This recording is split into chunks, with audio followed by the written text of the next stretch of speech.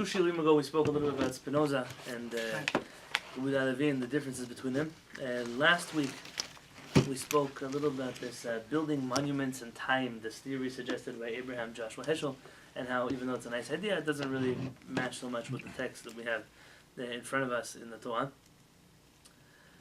And again, this whole second essay of the Kuzari is focusing on Eretz Yisrael, on living in Israel, on the importance of Israel. Whereas the first book of the Kuzari talks all about, the first essay talks all about the Jewish person, the individual. Here it's switching over into a national mode of speaking about the Jewish people as a nation, and specifically as the Jewish people in the land of Israel. And remember, the king of Kuzari is now converted to Judaism, and he's continuing his education with the rabbi, and he's struggling with this concept. And the struggle that he has is Amar Kuzari, the king says, "Eneni shomea im hashochnim be'eretz Yisrael yitron al Shaar and She'onam." I've never heard anything special about the people who live in Israel, that they're any different than anybody else. We have a visitor. She's different from anybody else? And the answer is yes. The answer, of course, is yes. But the king is saying, I don't see it. Show me. Explain this to me, because I think people come from all countries are all the same. 155 on the top. Okay, I'm sorry, yes. Yep.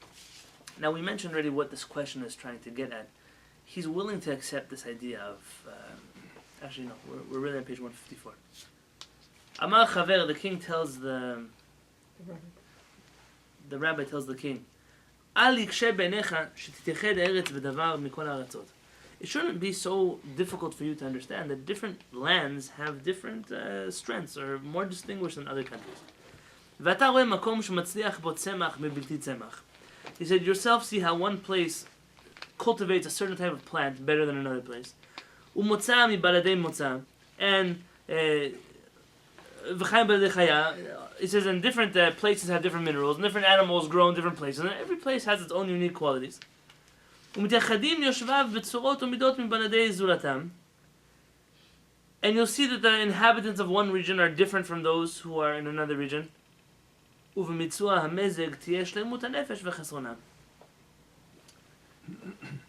And he says you'll find they'll have different personalities, and altogether what this will do is it'll make a different kind of person. One person comes from here, one person comes from there. And he says it's not so difficult for you to believe that in certain parts of the land the soil is better to grow grapes, and that makes it a delicious wine. So why would it be so difficult for you to accept that there are different places that cultivate different levels of spirituality? And that's when he answers back on page 155, okay, I've heard this, but I haven't seen anything special about those who live in the land of Israel. He didn't see people leave.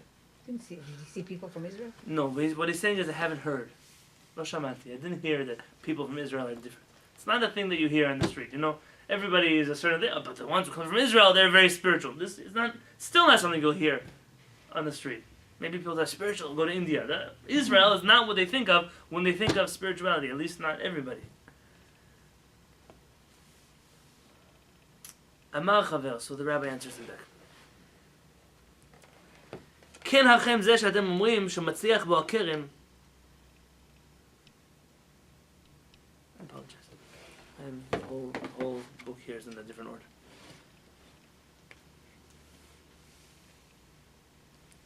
We have in the book about Midbar.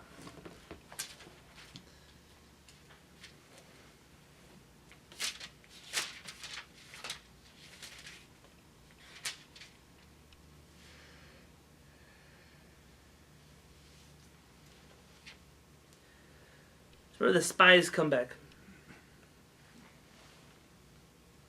and they tell them, they bring out the evil report of the land which they just spied. El Bnei Israel Emor, to the Jewish people, saying, this land that we went through to spy, it's a land that swallows, devours its inhabitants. And the people that are inside of it were huge. They were huge people. So even in this sentence, the Jews who are there are believing that the people that are spying the land are telling the truth. There's a different, even a physical quality between those who are living in this land and those who don't live in this land. You also find later on in Melachim Bet, I just passed by it.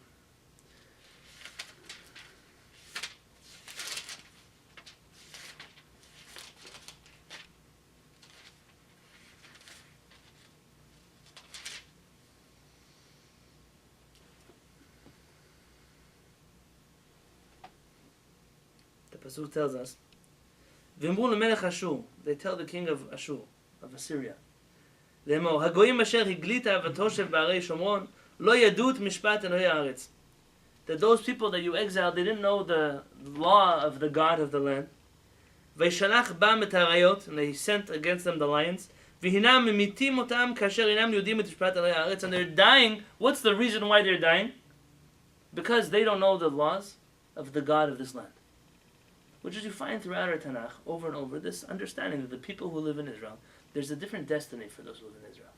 Even if you're going to find a Torah that says the land will vomit out certain people that it doesn't want. We believe that this land is different than any other land. You know, you come here to San Diego. This land that we're sitting on belonged to somebody else once upon a time. And people came here and took it from them, and we're living here. And it doesn't make a difference. I'm going to be here, I'm not going to be here. It has to do with if I can afford to live in the neighborhood or not, and not anything to do with, does my soul attached to this piece of earth that's here. But the land of Israel is completely different, and the king now is going to have to go through an education at the hands of the rabbi, Rabbi Yonatan Halevy, who's going to try to tell him, listen, the whole thing is very different. The Zohar tells us that even the Muslims, which the Zohar says will occupy the land of Israel so long as the Jewish people are not there. The reason why they have the merit to stay in the land of Israel, says the Zohar, is because of Brit Milah. They fulfill a mitzvah that was given to them by Hashem, and it's in that merit that they're there. But their merit is limited because they don't do the parts. That Okay, the good. Jews That's why we're home again, right? But so what at 13? That's what Kodesh Baruch Hu tells them at 13. The Rambam writes in Mishneh Torah that we have a halachic obligation to give Muslims a Brit Milah. Do you know that? That's one of the mitzvot. Hashem Why is it our problem? Not our problem, but it's a mitzvah. He writes those who are descendants of Hagar and Ishmael. We have a mitzvah, B'nai Keturah, that we have an obligation to give them Brit Milah. And he says because these two nations mixed in with each other, so we have an obligation on all of them. And Hashem said at 13 was okay for them? Is that not when Ishmael had Brit Milah? Yeah. That's when Ishmael was 13 when Hashem gave him the. So that's where they get their idea of 13. But they don't really do 13. It's kind of like a family Brit Milah. Whenever the Mohel comes around, everyone just gets a Brit Milah. 8 days, 9 months. Everyone is. I think nowadays they would probably do it young. Otherwise, they won't be able Could to be. do it. I'm not sure that in all countries it happens young. Turkey, at least a couple decades ago, they were doing that 13. They would like put the boy on top of a taxi cab car, like on the hood, and drive him around the town. And he dressed up in a special. You can still see, by the way, today. Suit, I don't know if you want to very see, but festive looking. in many countries where they, at age 13, they're just tying down a guy or holding him down. The uncles hold him down. They do a Brit Milah. Yeah, absolutely. Whoever you're talking about is very civilized, taking their kids. They could be, I'm sure. Listen, if it was my kid. I just told now somebody, I said, if I had to go through a Jewish conversion process to get a Brit Milah, I would just become a Hindu. I don't know. It's like, I don't know, you think I'm going to go through such a night? You crazy? No, hide. So the rabbi continues. Now, fine, this is what I was trying to read us. Amar Chaver, the rabbi says, כי הכם זה שאתם אומרים שמצליח בו הכרם, אילו לא היו נוטים בו הגפנים ועובדים העבודה הראויה להם, לא היה עושה ענבים. So this is like your mountain. Your mountain, meaning the mountain that you understand what I'm talking about. You say that it has exceptional vineyards. Nevertheless, if the grapevine were not planted on it, or if its soil were not cultivated properly, it would not produce grapes. So there are 3 steps to go into planting something. One is putting the right seeds in the right place. The second, the soil, the right soil. And this is something that you realize when you have a house, sometimes you want to plant something, they say the land is too dry, you have to dig it up, put new soil. What's between this dirt and that dirt? Dirt is different. And the third thing, and that's perhaps the most important, is not just planting and putting, but to cultivate the water, the sunlight, the seasons, the weather, all the things that go into that plant, some which you have control over and some which you don't. But that ultimately decides what is going to be the product of that vineyard. It's interesting, Israel, a lot of the soil has like a reddish color, a lot of iron in it. There are also different soils in Israel. You know, Israel is a country where you have all the different regions inside of Israel, where you're going to find in the valleys and not where you're going to find in the mountains or in the north or the south. It's amazing.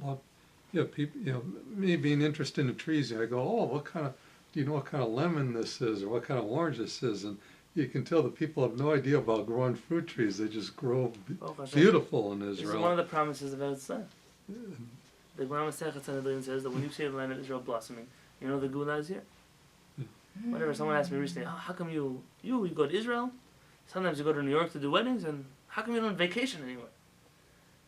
Is it because you don't believe in vacation? No, I love vacations, but if I'm going to fly anywhere and pay money for it, if someone was flying me to do a wedding, I was in the Caribbean last year, they flew me to do a wedding. But you think I would ever go back to the Caribbean? No, Would I lose there? nothing. There's nothing nicer than Israel. I'm telling the truth. And I was spoiled. As a kid, my parents took me Europe, Canada, all different countries in the world. Nothing special in the world. Nothing. Not even San Diego. Not even San Diego. San Diego's nice. But when I stand in Rosh Hashanah, it's a nicer view than La Jolla. I'm going to tell you the truth. We have everything we need, we have in Israel. It's a special land. And there's more to Israel than we have right now. So B'ezrat Hashem, one day we'll get it too. והמעלה המיוחדת הראשונה היא לעם שהוא סגולה ולב כאשר זכרתי ויש לארץ עזר בזה עם המעשים והתורות התלויות באשר הם כעבודה לכרם. אבל לא ייתכן לסגולה הזאת להגיע לעניין האלוהי בבלעדי המקום הזה כאשר לא ייתכן שיצליח הכרם בבלעדי ההר הזה. The land's distinguished qualities are manifest first and foremost in the nation, which is the elite in heart. As I've already discussed, we did talk about this, remember? There was an argument in the Zohar and the Kuzari. Are the Jewish people the mind of the body? Or are they the heart of the body? Either way, we're an organ that gives life to the whole world, and we're also dependent on the whole world. I mean, it's not that we're the whole body, we're not. A brain or a heart are very sensitive organs. You touch a chas v'shalom, and we need the world, but also we're there to give life force into the world. And they're like vines in the analogy. The land is then aided by the deeds and laws of the Torah that relate to it, which are like the cultivation of the vineyard. Ultimately, this elite nation cannot achieve divinity anywhere else, just as the vineyard cannot successfully grow anywhere else except on the mountain. I was once interviewed in the YU radio channel, and they asked me, I was actually coming from Israel when I lived in Israel, and they were saying, what's so important about living in Israel? I feel silly in San Diego telling you this, but what's so important about living in Israel? In America, we also have that. I was in Yeshiva University. You know, I never realized, my brothers went to YU, but I never realized the magnitude of such a place. I mean, it's a real university. They have a baby lash. They're nothing to be embarrassed about. They have a running track, a swimming pool. They got everything that you don't have when you go to some, small Jewish college. They were taken care of. So what do we have? What are we lacking here? I said, I'm going to tell you, not only you're not lacking here, you might have it better off than other people that are studying in Israel. I have students in Israel, and they were living in an apartment, 16 other guys sleeping, half of them were in the army, the other half were going, I said, but let me tell you, living in the United States as a Jew is like a fish who lives in a fishbowl on somebody's desk in an office. You have beautiful rocks and little plants, and you get fed as many times a day as you want, and there are no predators, nobody's going to eat you, nothing, you will die of a natural cause in this fishbowl. Nothing will happen to you. That's the truth. But the rocks, they're neon pink rocks, and the plants are plastic, and the food that you get comes out of a little jar, and there's no enemies, but you can imagine what it's like the whole day to be swimming around in circles, a little ball in the desk. It's a fish's destiny. So you got it, it's perfect, it was wonderful, very comfortable. But in Israel it's a whole different, the rocks are real, the plants are real. It's your ocean, it's your lake, this is your body. Yeah, sure, there are bigger fish sometimes that swim around, they bite, so what? You think a fish is going to choose to live in a fishbowl over living in an ocean? Just got to think about that. We are doing something that is not natural to us. We are not a fish out of water, but a fish in the wrong water. And so long as we don't realize that our ruchaniyut, our spirituality is directly connected to the land on which we sit. What I studied for a few weeks in Israel this summer, it's holding me the whole year through. No matter what I study the whole year, and to prepare a shiur, to sit down and you break your head on it when you're sitting in San Diego. In Israel, things Torah came out of the air. I was sitting in yeshiva in Israel. It wasn't like sitting in yeshiva, not in Baltimore, and not in New York, and not in San Diego. I can't explain that to you. It's not a psychological feeling, it's the truth. It's the way the Torah works. It's in the right place. So the rabbi is saying that there are 3 steps, just like the vineyard has the seed, the soil, and cultivation. So to a Jew. A Jew has his neshama, which is, by the way, this is, remember, unique to the Kuzari. The Kuzari believes over and over and over again that the Jew's soul is unique. So much so that when he talks about this inyan Elohi, this divine, what's the word for it? How do they say it? Not divinity. Okay, let's call it divinity. This divinity, this divine aspect that he's trying to connect to. Over and over and over again, he's telling the Jew is connecting to this inyan Elohi. And remember, he mentioned a few months ago, we were discussing the argument between him and the Rambam. The Rambam believes that everybody can have prophecy. Rabbi Yonatan Halevy is so strict about this. And I told you then I don't agree with it. But Rabbi Yonatan Halevy says that even a person who converts to Judaism cannot be a prophet. Because he doesn't have inside of him this inyan ha'elohi. Obadiah was. Oh, so we asked about Obadiah. So that's the Rambam's whole thing. Look, Obadiah was a prophet. What do you want? Of course we can be a prophet. Rabbi Yonatan Halevy's whole answer is that Obadiah was prophesying about the destruction of the nation which he came from. And therefore he had a prophecy that was not relevant to the whole Am Yisrael, but it was relevant to the people which he came from. And you have to remember, Rabbi Yonatan Halevy looks at prophecy different than the Rambam looks at prophecy. He views prophecy as a person going back through the soul of history. And if a person wasn't historically part of the soul, how could they go back somewhere where they never were? Which is interesting, because the Kabbalists exactly tell you that they were always part of Am Yisrael and just came back. I'm not here to stick my head in between. Everyone knows that my opinion is clearly like the Rambam. And so even though if I'm going to read this, I'm like the Rambam. But there is such an opinion. I would tell you, if I'm not mistaken, the mainstream, if there is such a thing, Jewish opinion in the street, would be like Rabbi Yonatan Halevy and not like the Rambam. We that follow the Rambam are in a minority. And he's going to say just this, by the way. So you have this inyan ha'elohi, the seed that is inside of you. You then have the land. Which land? The land of Israel. He's inside the land of Israel. And the third thing that he needs is cultivation. What is cultivation? The Torah of Hashem. If you don't water it, you don't have the sun, you don't have whatever you need, the minerals, the nutrients, so what's important? And that's what the Torah does for a person.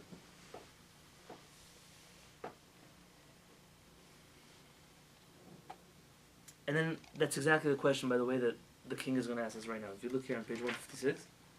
אמר כוזרי ואיך הוא זה? וכבר ניבאו מאדם ראשון ועד משה בארץ אחרת, אברהם באוכסדים, ואחר כן יחזקאל ודניאל בבבל, וירמיה במצרים. How can that be? Adam, Moshe, Yecheskel, Daniel, Yirmiyahu, they all prophesied in places that were outside of the land of Israel. How could it be? You're telling me that this land gives you a connection to the Inyan Elohi, to the divine divinity that you can't find anywhere else. How is that true? Don't you know your own history? They spent most of their life in Israel. Correct, but they prophesied outside. So, I mean, don't tell me that you can't prophecy outside of Israel. You can't connect that gospel outside of Israel. Look, it's because most of the Jewish people were not in Israel. That's an interesting answer. I've seen people that try to say this. The more simple answer is that, and he's going to tell us right now. I'll read his answer. אמר חבר, כל מי שיתנבא, and I'm doing this for Barry because he asked me to learn faster than we normally learn. So, אמר חבר, כל מי שיתנבא, לא נתנבא כי אם בא או בעבורה. Anyone who prophesied did so either in Eretz Israel or for the sake of Eretz Israel. The second one is easier to understand than the first one, and that's why I'll explain it in just a second. הנה נתנבא אברהם כדי שיעבור בה. Avraham got a prophecy in order so that he should go to the land of Israel. ויחזקאל ודניאל מפניה. And Yecheskel and Daniel for the sake of the land of Israel. וכבר היו נמצאים בבית ראשון וראו בו השכינה אשר במצאה היה מגיע נבואה כל המוכן מהסגולה. And they lived during the time of the first Ben Mikdash and they saw the Shekhinah. And anyone who was ready for it was able to reach these levels. Let me just wait for a second to tell you about Adam. What is the prophecy of Avraham Avinu? I have my Tanakh. What is it? Parashat Lech Lecha. What does Hashem tell him? Lech Lecha. Go. Leave your mouth from the home of your father. El haaretz asher reka. Go to the land which I will tell you. Of course, prophecy can only happen in the land of Israel, says the rabbi. But how do you expect him to get to the land of Israel if he doesn't know he's supposed to go in the first place? This is almost a deviation from what is the rule of the world. HaKadosh Baruch Hu can give a person prophecy anywhere he wants. It's not, the problem here is not about HaKadosh Baruch Hu. It's not like there's no service there. Simply, you don't have the right carrier to be in this place and have that connection. A Jew normally doesn't receive prophecy outside of the land of Israel unless there's a cause for it, the reason for it. And the reason for it, says the rabbi, is because it has something to do with the land of Israel. Either to go back or to protect the land of Israel or to make sure.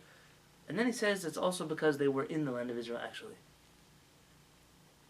It's interesting reading on the Pasuk. But remember that every time that Moshe Rabbeinu wants to pray, he leaves Egypt. Like it says in Shemot.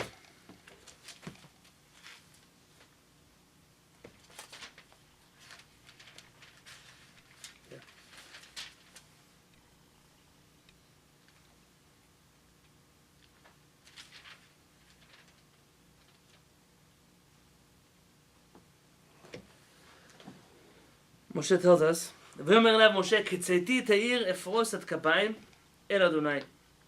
So when I will leave the city, I will outstretch my arms to HaKadosh Baruch Hu, and that's where he prays.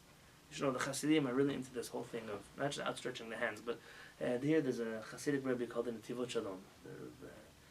Berezovsky was his last name. And he writes that there's something interesting. The land of Egypt is so polluted with Tumah that you just can't pray there because you can't. There's no signal over here. There's so many Rishayim in one place, you just can't. The land is just contaminated. And therefore Moshe had to leave the land of Egypt. What's interesting here, though, is when Moshe leaves, the Torah tells us that the borders of the land of Israel will reach up until the Nile River. And the theory that the Rabbi Yonatan Halevy is suggesting here is that Moshe Rabbeinu is actually crossing over into Eretz Yisrael in order to receive prophecy and to go back to Egypt. This is what he's suggesting. The part that he's going to is part of the biblical land of Israel. And therefore, don't ask me questions why Moshe Rabbeinu received prophecy outside of Israel. No, it was inside of Israel. That's his answer here.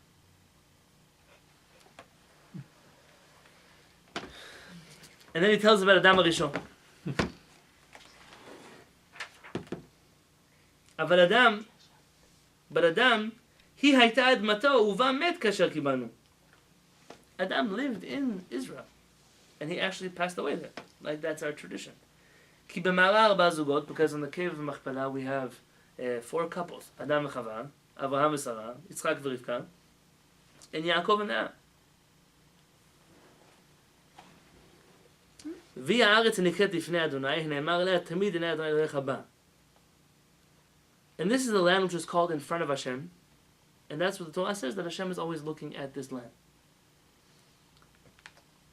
In Parashat Chayei Sarah, you find that Avraham Avinu was working very hard to buy himself, or really for his wife at that point, a place in Ma'arat Machpelah. Why? What's his reason? He wants to be buried where? Adam and Chava are. What does he care? We're going to be in the same Gan Eden anyway, so why do I care to be buried next to somebody? Recently I got a question from somebody. They wanted to, their parents were buried, really not a parent. One of the parents was buried in a place where it's a new thing. I never actually heard of this before, but they have gender separated cemeteries. You can't even be dead together anymore now in the Jewish community of today.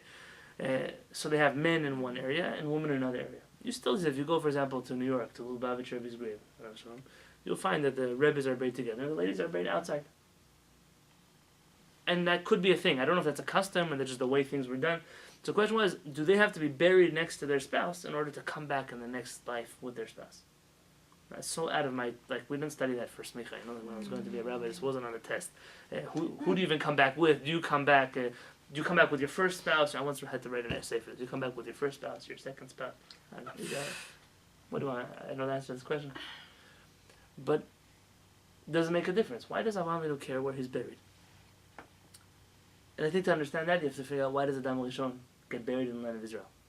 The land of Israel is the headquarters of Adam HaRishon. Why? He's the first man. From him comes everyone. From him and Chava.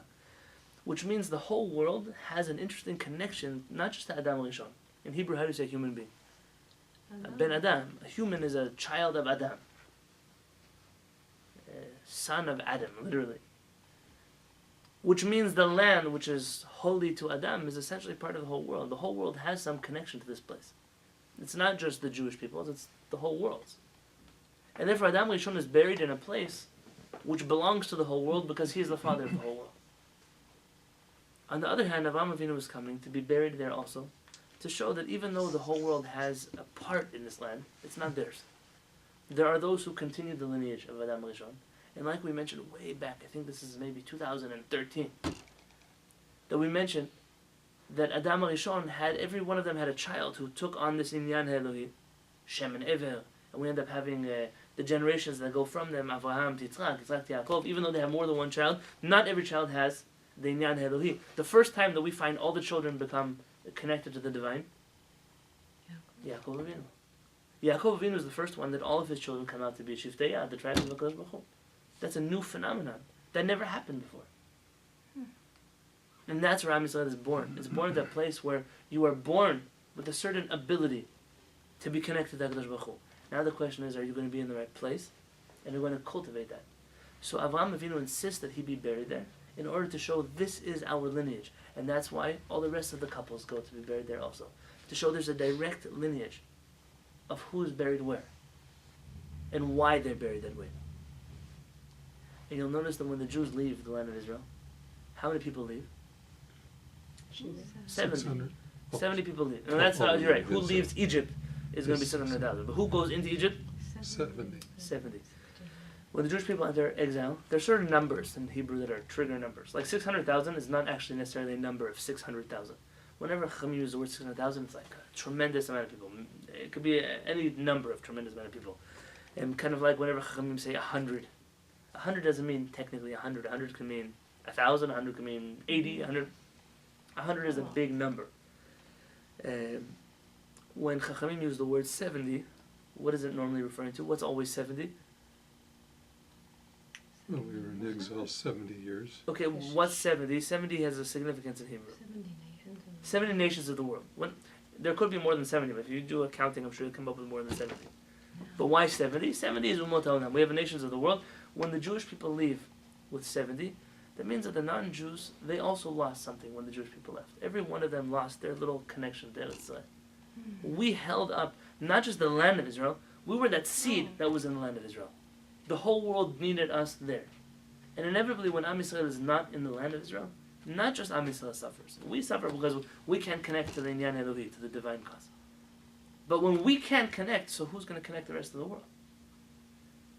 And this goes back to a shiur that we studied together maybe 4 years ago in Shavuot. When we say the chosen people, chosen for what? It's not that we're the supreme race, that we're better than everybody else. Chosen to make sure the world is connected. And in our void that we leave behind, always comes someone else, a counterfeit to fill in a spiritual connection.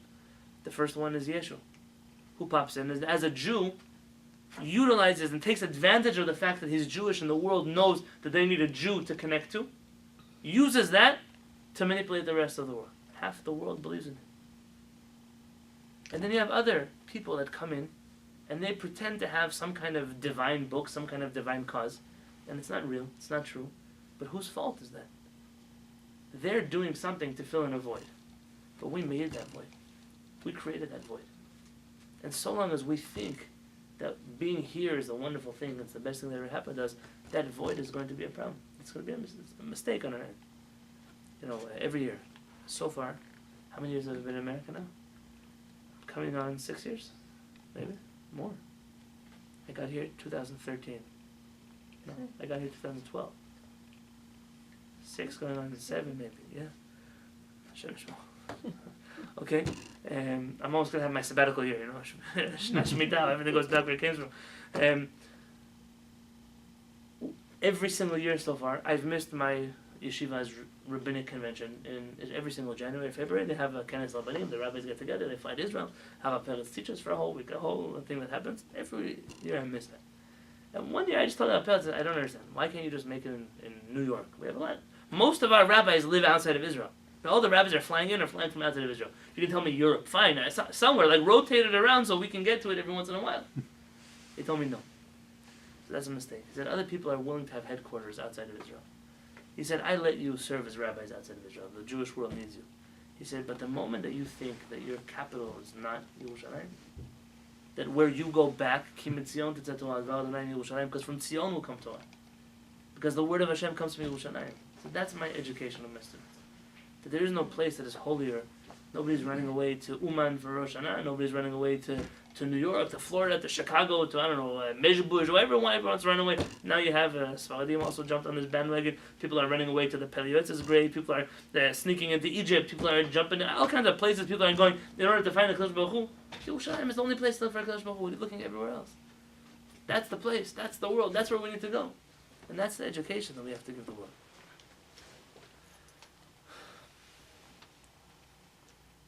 I know Angel's here. He went to Sprouts real quick. I'm not worried about Angel. I'm worried about the clock. Oh. Uh, You're like waiting for people or something.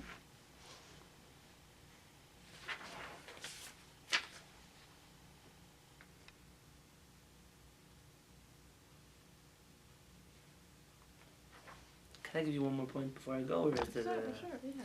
we're okay, we have time? Mm-hmm. Yeah, okay, just a few minutes. I want to finish this thought. And then he continues here. "V'alea nafla kina v'chemda ben Hevel v'Kain b'tchila." He says, and this is the root of the cause for the war between the two brothers, Cain and Hevel.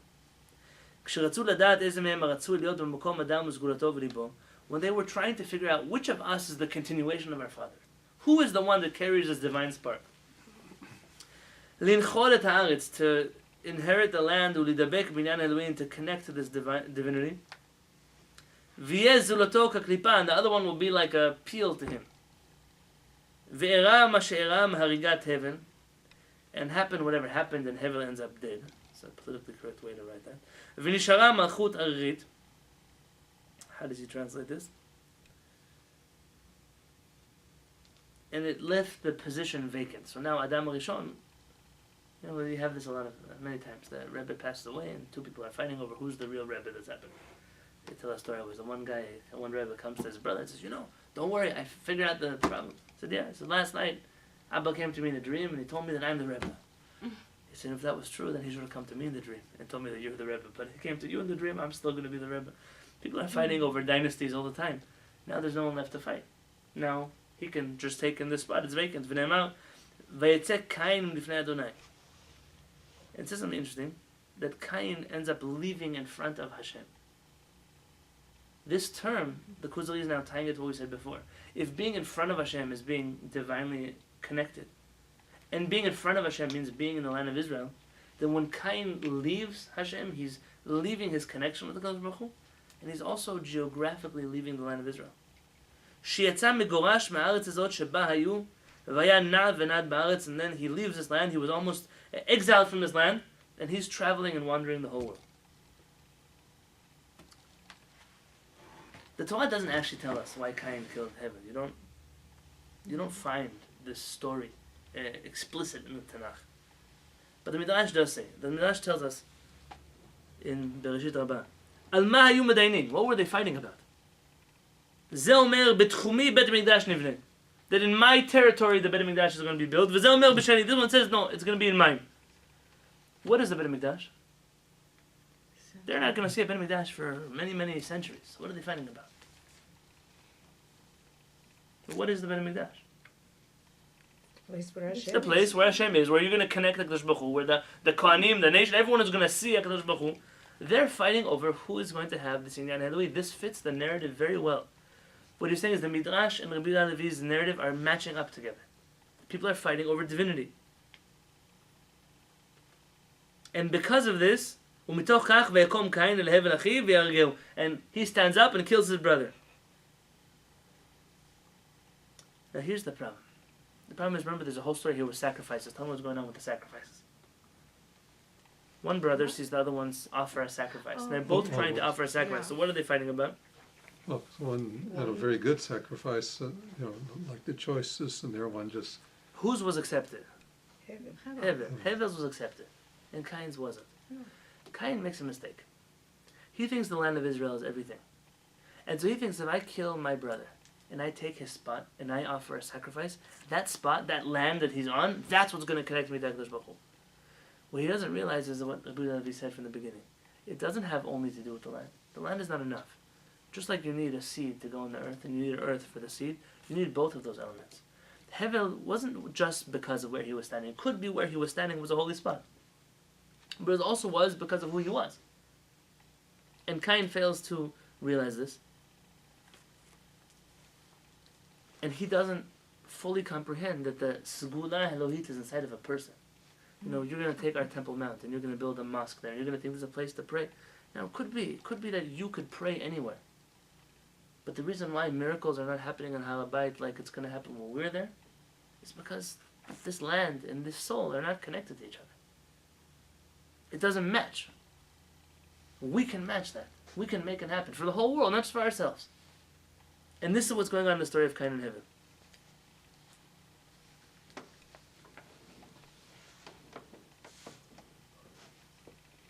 And there's a last midrash. The midrash is a little bit weird. It tells us that Shlomo HaMelech asked Ashmadai. You know who Ashmadai is? There's many stories of Shlomo HaMelech and Ashmadai. Ashmadai is the king of the demons.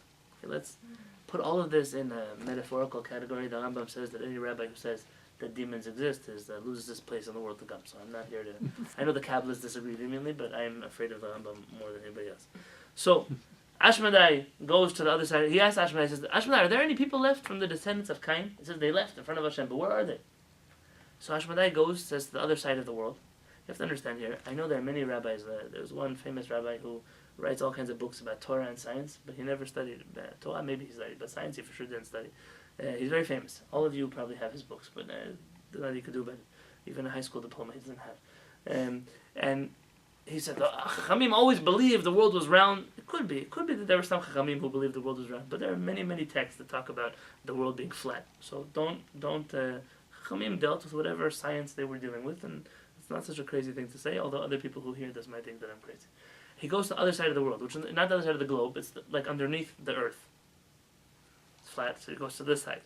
And he brings back a person. Look, this is a person from the descendants of Cain. And he says, how are you guys there? Where did you come from? How have you been alive for so long? What about the flood? He says, no, the flood didn't get to us. Because the flood was on this side of the world. Not on this side of the world. Let me explain this midrash though in today's terms. Perhaps if you want to say, let's say the world is round. Yeah, Kadu Haaretz, we have a globe. The Ramban, Rabbi Moshe ben Nachman says that the flood was al haaretz, was on the land. And he understands that to mean that it was on the continents, but not in the oceans. The oceans didn't have a flood. Rabbi Sharki wants to explain that perhaps there are also parts of the world that didn't have a flood. It's not a crazy thing to say. The world was flooded, yes, but not the whole world. That's why there are descendants of Cain. He tries to explain through this all kinds of things that I'm not vouching for. I'm just saying that's why you'll find that some places have animals that are alive, and other places you have skeletons of the same animals that were alive.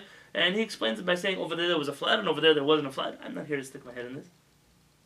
But you find again that Cain and Hevel, their original war, their original fight, was always about the land, about Eretz Yisrael, about the Inyan Elohi, about this need to be in the land to have divine inspiration.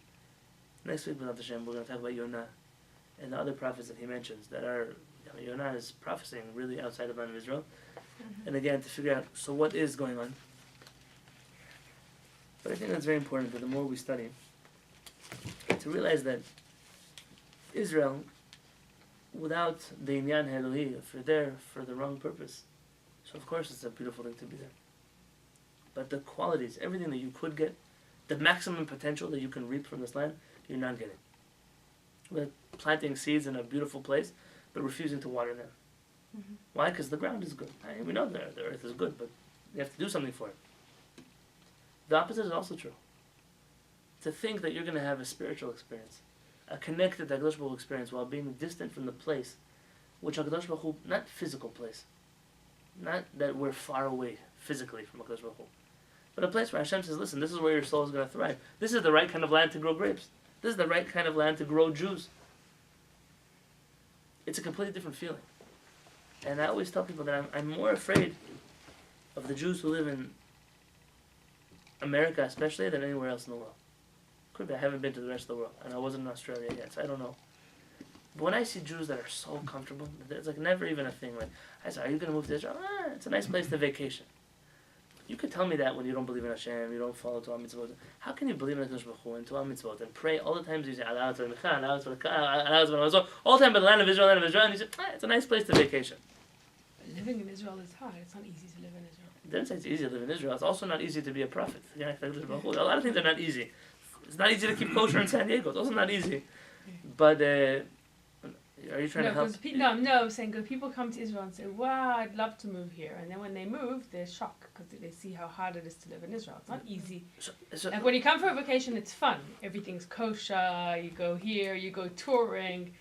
And you're right. People have a certain, like a Jerusalem syndrome they get. They come, it's all I have to rosy live lenses. Yeah.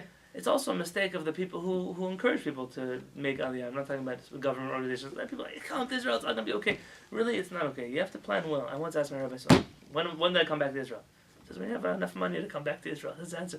What kind of spiritual answer is that? The truth is, some people, they are dreamers, and they come and they don't realize. Rabbi Shimon Bar Yochai writes in Masechet Berachot that 3 things are acquired through hardship, but one of them is the land of Israel. But I think that every person chooses which hardships they're going to go through. Living in San Diego has its own kind of hardships. education for children, Jewish life. It costs a lot more to live here than it costs to live in Oklahoma. But people make those decisions. I think that if people judge the land of Israel, say, okay, so I'm going to lose other things, but I'm just like here I sacrifice things, so over there I'm sacrificing for even greater cause. But it has to be planned. People has to think always, when am I going home? Or am I on my way home? As long as that's your direction you're going. There's some people that think they're going to live here forever. People buy up real estate in the United States. What are you buying so much real estate here for? Do you know how much real estate my grandparents own in Morocco? My great-grandparents? But they calculate all the houses, all the Jewish people. Forget my family. Havaper just got now. His father was a very wealthy man. He owned a number of villages in Morocco. They just brought him now, the governor of Morocco, a deed to a village. Oh, yeah. It was someone passed away in the family. They got the deed. It was an inheritance. And I said, oh, did you make a bracha? Like, you're supposed to make a bracha when you get a big inheritance. So what am I supposed to do with the little dinky town in Morocco? What do I need it for? I can't even go there. What am I going to do with it? Something that people invest their whole life trying to buy, and then one day, how many Jewish artifacts, homes, houses, art, silver, gold, were taken away from us by the Nazis in Machshava Zecha? Yeah. All their life you worked for something, and then what do we even get from it? Nothing. People invest wherever they choose to invest. A person that's wise for every single Jew in the world to stop investing in everything they invest in and start investing in Israel. Everything they have. So what? So here you can rent, and over there own a house. If I had the money, that's what I would do. I don't have, so I rent over here. I can't rent anywhere. But if I had, it doesn't make a difference which corner of Israel is it going to be a popular place. When Mashiach comes, everything's going to be popular. The Jews are going back home, so inevitably there'll be someone to rent your house to say, if you want to, you're afraid you can't have two houses, like, how can I live in two houses? I'll find someone else to live in your other house for you. To invest, have something. It's going to be some kibbutz in the middle of nowhere, good. At least that's a place that you know is going to be yours forever. What we have here is not going to be yours forever. What happens one day? They're going to freeze the bank accounts. They're going to do this to the Jews everywhere in the world. What are you not going to take anything with you? They're going to throw us on boats. We're going to up in the other side of the world. We could have done this standing up straight. Outside to bring us back to Israel, standing on our own two legs. We don't want to go until the guards find us. Pitzauni, Hikuni, Nasuri Didi Ma'alai Shomrei HaChomot. They ripped off my veil. They beat me. They bruised me. That's not how we want to go back home. And every Jew has to start speaking. When I was with a group of rabbis recently, they said, "What's the one thing you can't speak about with your community?" So everyone said the same thing. They can't speak about Aliyah. They're not allowed to speak about going to Israel.